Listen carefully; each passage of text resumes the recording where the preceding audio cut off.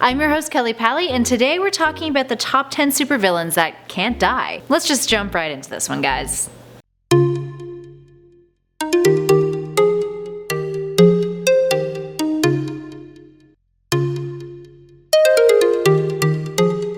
In at 10 we have the Joker. Now before you protest, let's take a quick look at the Joker's history. Like an aggressive STI from an ex who hates you, he just keeps coming back and back no matter how many times he's been wiped out. While arguably in comics these days death really isn't a thing, thanks to Superman and DC, but more on that later though, the Joker is an example of a character who has been brought back multiple times, whose resurrection doesn't dilute the character, regardless of whether that death happens in the comics or in the films. The Joker is also claimed to be immortal in the New 52's Endgame, which was part of Scott Snyder and Greg Capullo's Death of the Family arc, which would explain many of his mysterious resurrections after his death. Up next at number 9 we have AMAZO. AMAZO is basically the ditto of the DC universe. Here we have a supervillain capable of duplicating any ability from non-powered beings or metahumans, and he just so happens to be an android, who is obsessed with immortality, mainly because his creator, Professor Ivo, is obsessed with immortality due to a crippling fear of death. So you can imagine how he'd make one hell of a threat to the Justice League, especially Superman. He's defeated by the League though, then kept around in their trophy room to help assist the League in regaining lost abilities. Kind of a depressing life to have, but he's an android so I guess it's okay.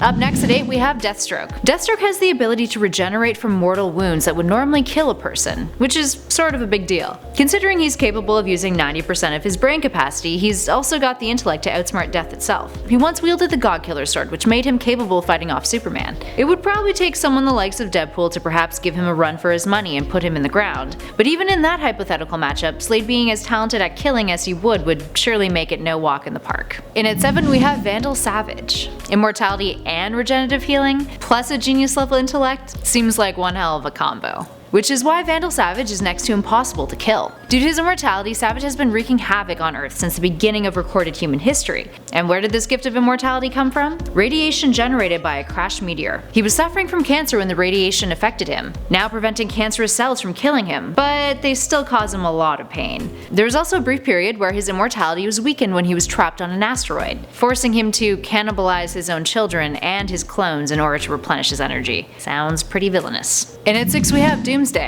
This guy. Aside from originally looking like a gray Hulk with spikes, sorry guys, I'm not totally off base here, Doomsday's defining characteristic is a desire to pummel Superman. And how was he created? On prehistoric Krypton, a scientist conducted an evolution experiment where he took a baby, threw it outside, let it die from the harsh environment, took that baby's remains, and then cloned a new baby, and then did it over and over and over again. So yeah, it makes sense that the end result, Doomsday, is kind of a miserable son of a You'd be too if that was your origin story. After his tedious punching match with Superman during the Death of Superman arc in 1992, Doomsday was killed by the Man of Steel, when they both punched each other real good and then he KO murdered Superman in the process. Afterwards his body was strapped to an asteroid and he was flung into space where he was reawakened and was like, damn, I'm still alive and still super powerful, despite being chained to an asteroid. Oh, the perks of immortality. And at 5 is PARALLAX. PARALLAX is one of the 7 emotional embodiments, an ancient entity that is comprised of pure fear. Fun stuff. It came into existence when the first creature on Earth experienced fear. While it can die when it parasitically takes over another living being's body, PARALLAX has no true physical form of its own. It's pure energy and changes into forms that will instill fear in its victims, which is why it's generally caught and trapped in order to be defeated. Because, it's real hard to kill energy. And at 4 is GHUL. Turns out a day at the spa really can make you look years younger, or at least if your spa day consists of crawling out of a Lazarus pit. GHUL, the leader of the League of Assassins, has been resurrected multiple times due to his use of the Lazarus pits, which have the ability to restore life. They've kept him alive for centuries, and he actually carries around a portable one these days. The Lazarus pits contain rejuvenating chemicals that can restore the dead or those in the process of dying, but can have negative effects on the user. They usually cause insanity. So arguably one can kind of see where GHUL gets his villainy. And at 3 is Apocalypse. Here we have a mutant hailing from ancient Egyptian times. He's been called an omnipotent god of the universe, and it always takes a whole team of incredibly powerful heroes to defeat him. While his most recent cinematic appearance was, well, a tad questionable in story quality, you can't deny that Apocalypse is pretty much next to impossible to kill. His matter manipulation abilities allow him to have self-molecular manipulation, invulnerability, a regenerative healing factor, godlike strength, stamina, speed, and reflexes, oh, and immortality. immortality. So yeah, there's that. Not quite a god, but you know, pretty much the next best thing. Up next at 2 is Thanos. Thanos is super obsessed with death. He straight up worships the physical embodiment of death, Mistress Death, creative name,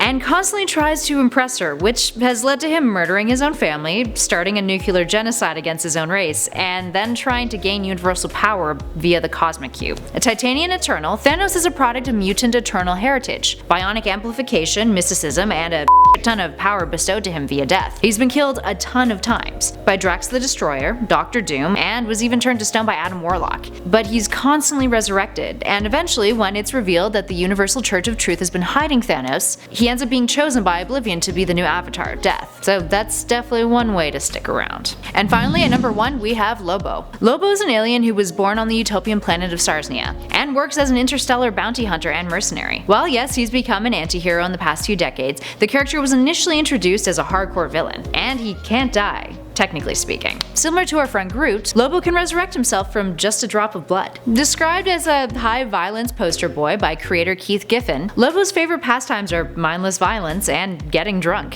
His name also translates into he who devours your entrails and thoroughly enjoys it. I'll just leave you guys with that one. And he also pretty much killed everyone on his home planet by creating a plague of flying scorpions. And, fun fact, this unkillable beast is Stan Lee's favorite DC Comics character. Go figure. There we have it, guys. Any other villains you wanted to see on this list? Perhaps we should do a part 2? Let us know in those comments below. But for now, I'm Kelly Pally with Top 10 Nerd, and I will catch you guys in the next one.